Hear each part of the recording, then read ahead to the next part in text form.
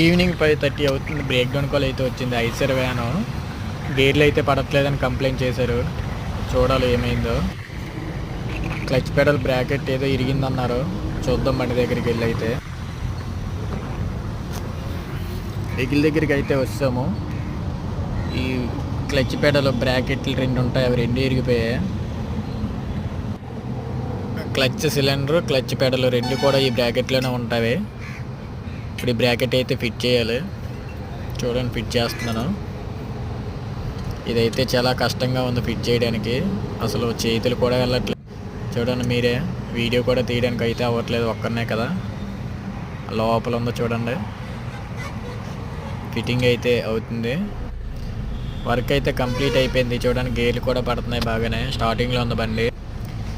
So work అయితే complete అయిపోయింది. Video నచ్చితే లైక్ అండ్ సబ్స్క్రైబ్.